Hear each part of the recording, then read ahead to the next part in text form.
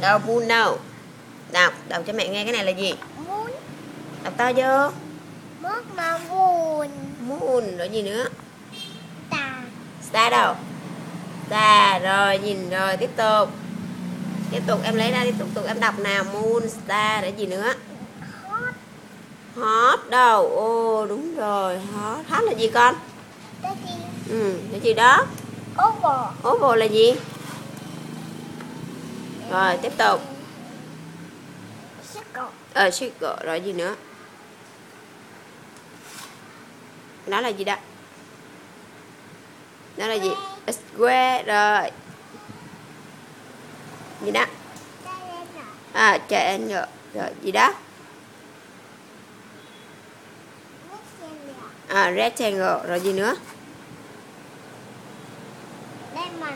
Diamond. Rồi bây giờ con đọc lại cho mẹ nha. Để xếp thẳng vô. Rồi con đọc đi. Moon. Hot. Oval. Circle.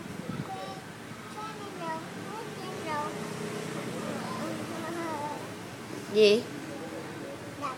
Diamond. Rồi bây giờ cái này nói tiếng Việt coi là gì? Là gì? Ông gì? Ông chẳng. Rồi cái này?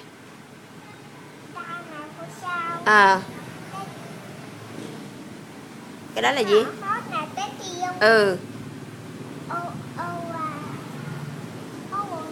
Hình. Oval rồi. Tiếp tục. Là gì? Tiếp tục.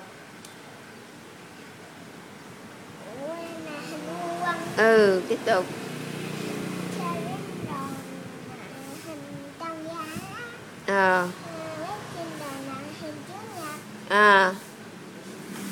Tiếp tục. Tiếp tục là gì đó? Hoan hô. Rồi bây giờ hát đi. Hát bài xếp son đi được không? Con hát xếp son đi. Hát xếp son sao? Hát đi 2, 3. Hát đi. Xếp son. Cái hát xếp son đi con.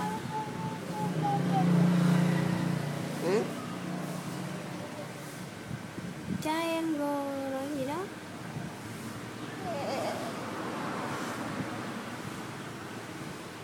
Đếm có vẻ có mấy này, con đếm có bao nhiêu hình nè.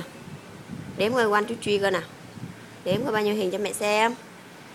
Rồi đếm cho mẹ nha. Rồi đếm đi. 1, 2, 3, 4, 5, 6, 7, 8, 9. Rồi là đếm tiếng Anh nữa.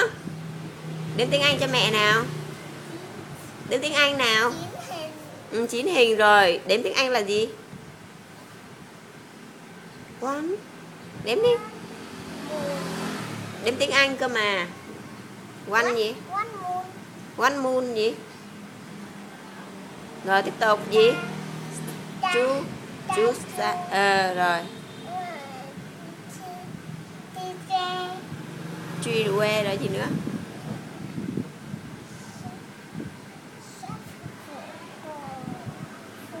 For rồi.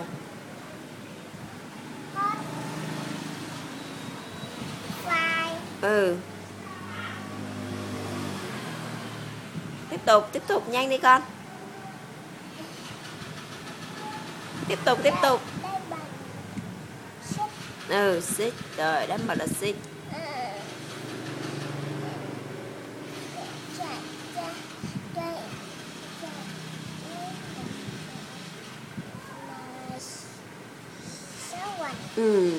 Tiếp tục. Cái đó là gì? Oval là mấy? Oval 8 là tiếng Anh là gì?